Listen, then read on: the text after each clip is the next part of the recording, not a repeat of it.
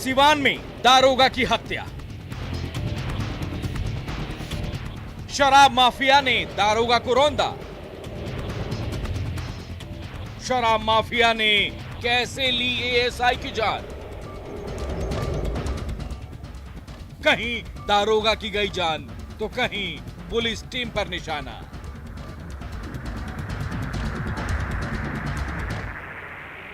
रोकोगे तो मारे जाओगे।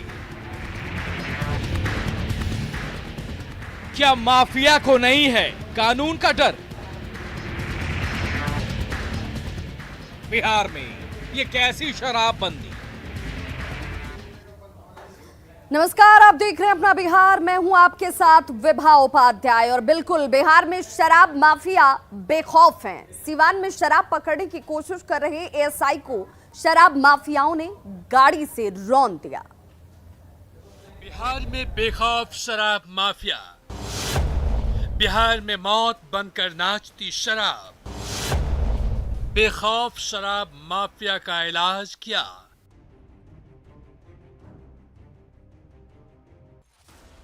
ये सवाल इसलिए क्योंकि बिहार में शराब माफिया बेखौफ हैं। सिवान से आई खबर इसकी बेखौफी का सबूत दे रही है। कानून का पालन करवाना पुलिस का काम है, लेकिन जब उसी काम में पुलिस की जान चली जाए तो उसके लिए जिम्मेवार कौन है? सिवान के हुसैनगंज थाना के एएसआई सुरेंद्र कुमार गहलोत शराब की लीड मिलने पर पूरी टीम के साथ शराब माफिया का इंतजार कर रहे थे। सामने से आ रही गाड़ी को रुकवाने का इशारा किया, लेकिन बेखौफ शराब माफिया ने कार से एएसआई को रौंद दिया। कैसे हुआ ये घटना? हम लोग बस्ती में थे और दारू वाला गाड़ी आया। हम लोग का गाड़ी ऐसे रोड पर लगा मुहाने था टिकड़ी में, और दबोचते ले चल गया। कौन सी गाड़ी थी? वो कार जलको की कौन है वो कार लंबा कार थी। अच्छा। और उसी से मारा। हम थे बाएं में और सर से दाहिने में। चेकिंग चल रहा था उस समय? ना लोकेशन था कि मैंने दारू गाड़ी आ रहा है। मतलब ये सूचना थी आप लोगों को पहले से? हाँ हाँ, तो वही हम लोग ही मैंने रुके हुए थे। और सर हम बाएं हो गया, सर दाहिने चले गए। कार ड्राइवर ने भागने की कोशिश की, लेकिन उसकी गाड़ी पलट गई। कार में रखी शराब की बोतल सड़क पर बिखर गई। अब इसमें इस पुलिस वाले की क्या गलती थी? क्या शराब माफिया इतने बेखौफ हो गए हैं कि उन्हें पुलिस का भी डर नहीं है? सामने पुलिस को देखकर वो ऐसी घटना को अंजाम देने से भी बाज नहीं आ रहे। ये कोई पहली घटना नहीं है। इससे पहले भी कई घटनाएं हो चुकी है जिसमें पुलिस वालों की जान जा चुकी है। सुरेंद्र गहलोत के परिजन रो रहे हैं। अब इनका सहारा कौन बनेगा? सरकार मुआवजा देगी और कुछ जगहों पर छापेमारी अभियान चलाया जाएगा, फिर हालात वैसे ही हो जाएंगे। मृत्युंजय सिंह, न्यूज़ 18, सिवान। तो शराब माफिया इस कदर बेखौफ है कि पुलिस वाले भी अब इसके शिकार हो रहे हैं। बिहार में पुलिस पर हमले का ये कोई पहला मामला नहीं है। आपको इस साल के सिर्फ आंकड़ों के जरिए हम दिखाते हैं कि कैसे पुलिस वालों के ऊपर भी शराब माफियाओं ने हमले किए और पुलिस वालों ने भी अपनी जान गंवाई है। पुलिस को कैसे टारगेट किया गया इन शराब माफियाओं के जरिए। सिवान, जहां आज पहले सुबह घटना को अंजाम दिया जाता है। 26 मई की तारीख 2022 का साल, शराब माफिया ने एसआई को कुचल दिया, जिसमें एसआई की मौत हो जाती है। इससे पहले नालंदा में 25 मई 2022 की तारीख शराब माफियाओं का पुलिस टीम के ऊपर हमला होता है, जिसमें सिपाही जख्मी हो गया। नालंदा में भी 17 अप्रैल 2022 को शराब माफिया हमला करते हैं, जिसमें थाना अध्यक्ष समेत 10 पुलिसकर्मी घायल हो गए थे। सारण में 9 अप्रैल 2022 की तारीख जब शराब माफिया का हमला होता है, थाना अध्यक्ष का सिर फट जाता है। 7 अप्रैल 2022 को बाढ़ में शराब तस्करों की फायरिंग होती है, जिसमें थाना अध्यक्ष पर फायरिंग की जाती है और तस्कर यहां से फायरिंग करके फरार हो जाते हैं।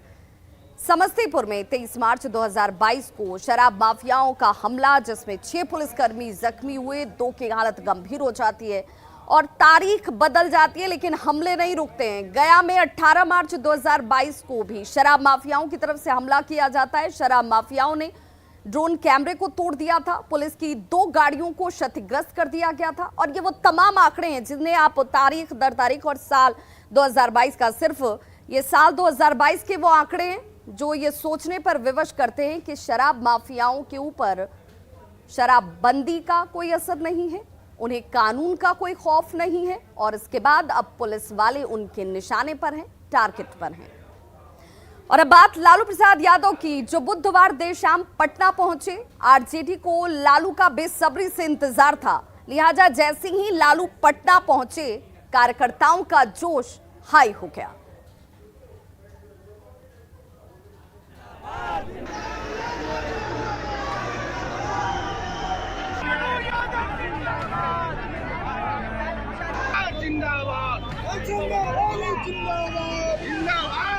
रैली सा नजारा किसी मैदान का नहीं बल्कि पटना एयरपोर्ट का है। आरजेडी के सभी कार्यकर्ता लालू यादव के स्वागत में खड़े हैं। शाम तकरीबन 7:15 बजे लालू यादव पटना पहुंचे। उनके साथ उनकी बेटी मीसा भारती भी पटना पहुंची। पिता को रिसीव करने तेज प्रताप यादव भी एयरपोर्ट पहुंचे थे। पार्टी कार्यकर्ताओं ने अपने नेता का जमकर स्वागत किया। प्रसाद यादव जो है पटना पहुंचे हैं, तो यहाँ तस्वीरों के माध्यम से हम दिखाना चाहेंगे कि देखिए लालू प्रसाद यादव जो है वो पटना आ चुके हैं। कार्यकर्ता जो है बड़े ही गर्मजोशी के साथ लालू प्रसाद यादव का स्वागत किया है इन्होंने। तो यहाँ देखिए लालू प्रसाद यादव जो है वो पटना आ गए हैं। मीसा भारती भी साथ में आई हैं और लालू प्रसाद यादव जो हैं वो कार्यकर्ताओं से घिरे हुए हैं। कार्यकर्ता जो है लालू प्रसाद यादव को जो है रिसीव करने के लिए पहुंचे थे। काफ़ी जो है उत्साह कार्यकर्ताओं में देखने को मिल रहा था। तो यहाँ देख सकते हैं कार्यकर्ताओं में उत्साह है। कार्यकर्ता है। पटना एयरपोर्ट से निकलकर लालू यादव सीधे 10 सर्कुलर रोड राबड़ी आवास पहुंचे। वहां भी बड़ी तादाद में समर्थक लालू यादव का इंतजार कर रहे थे। लालू प्रसाद यादव पटना पहुंच चुके हैं। राज्यसभा चुनाव के उम्मीदवार के घोषणा के पहले लालू प्रसाद यादव इस वक्त पटना पहुंच रहे हैं और खास तौर पर यह माना जा रहा है कि अब जब लालू यादव आए हैं तो उसके बाद उम्मीदवार का चयन किया जाएगा। और उनके साथ तेज प्रताप यादव मौजूद हैं। मीसा भारती अभी ठीक लालू यादव से पहले यहाँ पर 10 सर्कुलर रोड जो आवास है वहाँ पहुँची हैं। और खास तौर पर अब इंतजार तेजस्वी यादव का है, क्योंकि तेजस्वी यादव जब पटना आएंगे माना जा रहा है उसके बाद उम्मीदवार का ऐलान किया जाएगा। लालू के पटना पहुंचते ही आरजेडी कार्यकर्ताओं का जोश हाई है। लालू की बड़ी बेटी मीसा भारती ने तो यहां तक दावा कर दिया कि आज नहीं तो कल बिहार में सरकार बनेगी ही। बिल्कुल, आज नहीं तो कल बननी है। कब बनेगी ये राष्ट्रीय अध्यक्ष बताएंगे। चाचा के साथ में गठबंधन होगा। चाचा के साथ में गठबंधन होगा। बिहार में जातिगत जनगणना और राज्यसभा के उम्मीदवारों के चयन को लेकर जारी सियासत के बीच लालू प्रसाद यादव दिल्ली से पटना पहुंचे। माना जा रहा है कि राज्यसभा उम्मीदवारों पर जल्द मंथन किया जाएगा, क्योंकि उम्मीदवारी पर अंतिम मुहर लालू ही लगाएंगे। पटना से न्यूज़ 18 के लिए शैलेंद्र कुमार और अमित कुमार की रिपोर्ट।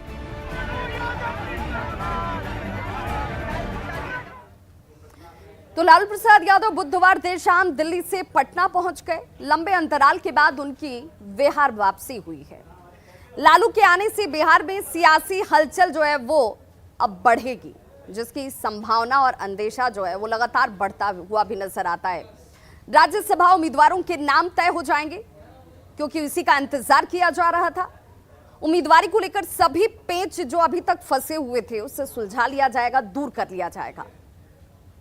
लालू को लेकर के ये भी कहा जा रहा है कि लालू जैसे ही पहुंचे हैं, कैंडिडेट के नाम जो अब तक फाइलों में बंद थे वो अब सामने आ जाएंगे नाम तय करने के लिए, चूंकि लालू प्रसाद सिर्फ अधिकृत हैं। पारिवारिक विवाद की बात की जाए तो पारिवारिक विवाद भी अगर परिवार के अंदर किसी तरह का है तो वो भी लालू प्रसाद ही एकमात्र ऐसे शख्स हैं जो खत्म कर सकते हैं, और इसीलिए यह भी कहा जा रहा है कि वो भी खत्म होगा।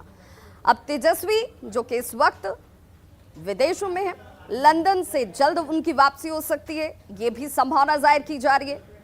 मीडिया के सवाल जिस पर भले लालू प्रसाद की तरफ से कुछ ना कहा गया हो, मीडिया ने लाख सवाल जरूर किए, लेकिन पटना हवाई अड्डे पर लैंड करते ही लालू प्रसाद की बेटी जो है मीसा भारती, उन्होंने जरूर बड़ा बयान दे दिया। उन्होंने कहा कि आज नहीं तो कल सरकार हमारी जरूर बनेगी। बिहार में आरजेडी की सरकार बनाने पर जोर होगा, जिसे लेकर इस वक्त बिहार की सियासत बहुत गरमाई हुई है और तेजस्वी को सीएम बनाने की कोशिशें तेज होंगी। और उसके लिए सबसे महत्वपूर्ण और मजबूत अगर कोई कड़ी है तो वो है सिर्फ और सिर्फ लालू प्रसाद यादव। और इसीलिए लालू का जिक्र आते ही, लालू के बिहार आते ही बिहार की सियासत अपने आप ज्यादा गर्म हो जाती है। और अब बात करते हैं केंद्र में आज मोदी सरकार की, जिसके 8 साल पूरे हो चुके हैं और इस मौके पर बीजेपी में जश्न का माहौल है। बीजेपी ने देश भर में हनुमान चालीसा के पाठ का कार्यक्रम रखा है। 8 साल पहले 2014 यानी कि आज ही के दिन नरेंद्र मोदी ने लोकसभा चुनाव में शानदार जीत के बाद प्रधानमंत्री पद की शपथ ली थी। फिर 2019 में शानदार जीत के बाद वो दोबारा प्रधानमंत्री बने। इन 8 सालों में पीएम ने उपलब्धियों के कई कीर्तिमान हासिल किए हैं और खासकर अगर बात की जाए बिहार के संबंध में तो उनकी उपलब्धियां जो हैं वो उल्लेखनीय हैं।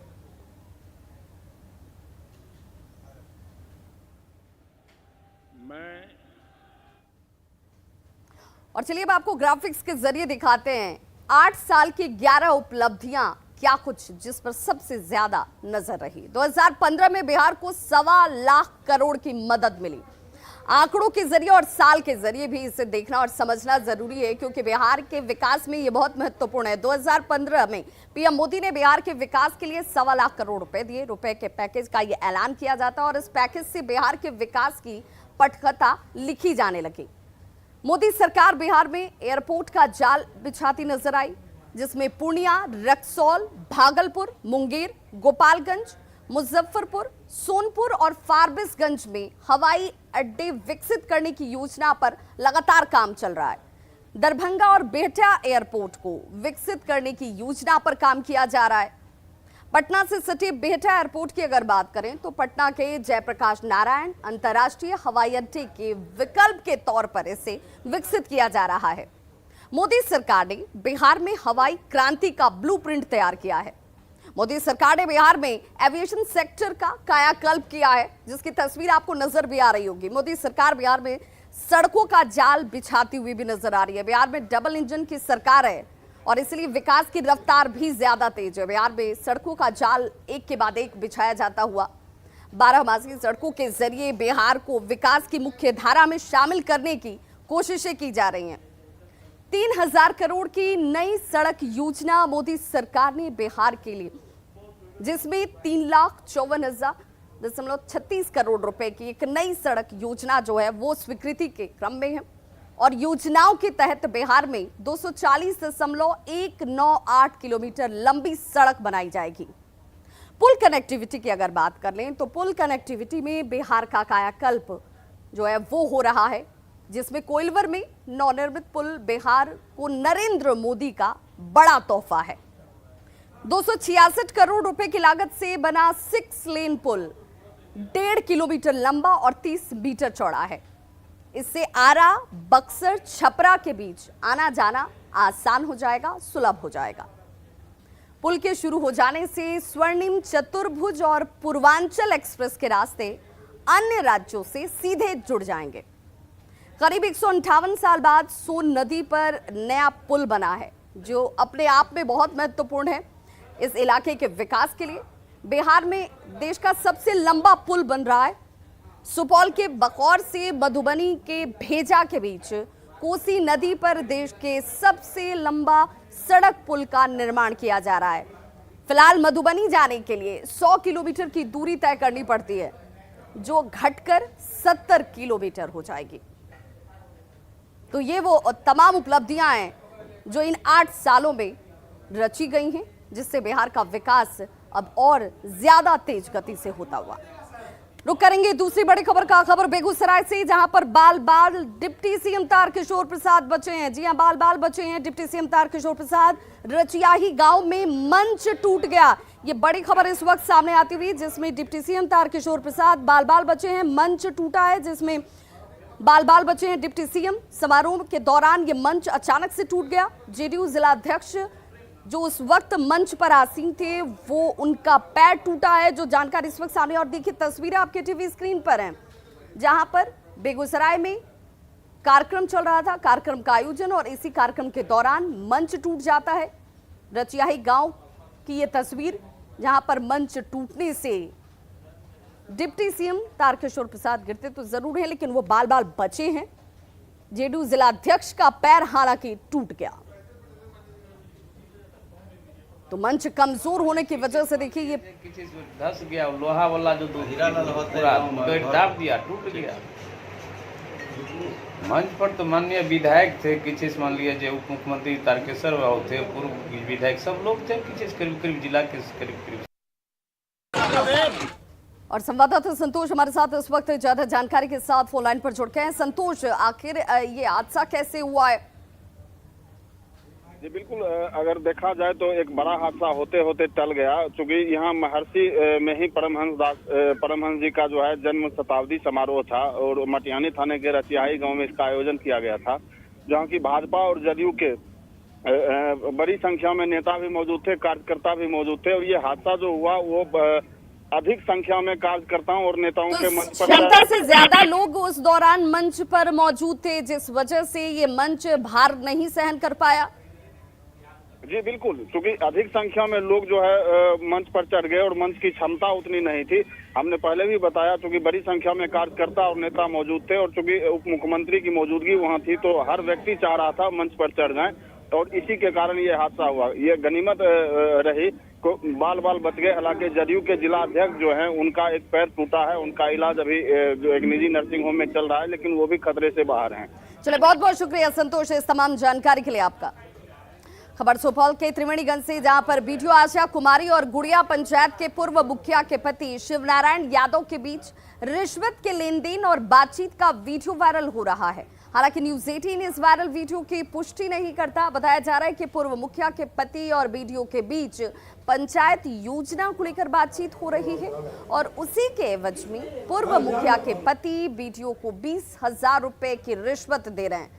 देखिए, हैरानी की बात यह है कि दोनों को यहाँ पर सीसीटीवी कैमरे लगे हुए हैं, इस बात का भी डर नहीं है। बेखौफ होकर प्रखंड विकास पदाधिकारी के दफ्तर में रिश्वत का ये खेल चल रहा है।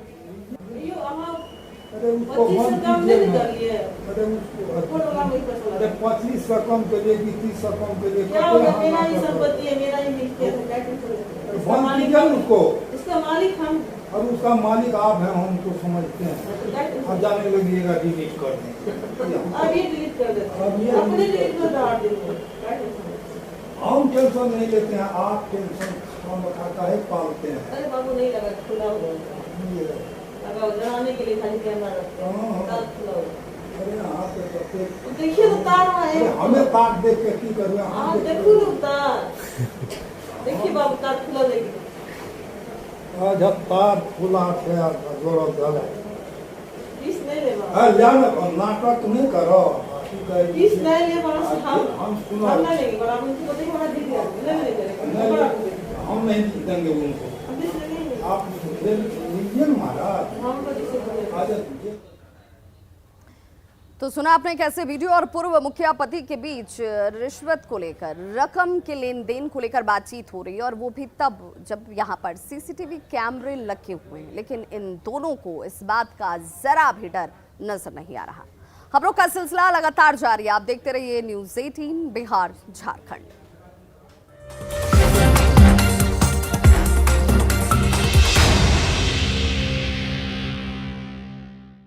आइसन गर्मी को करो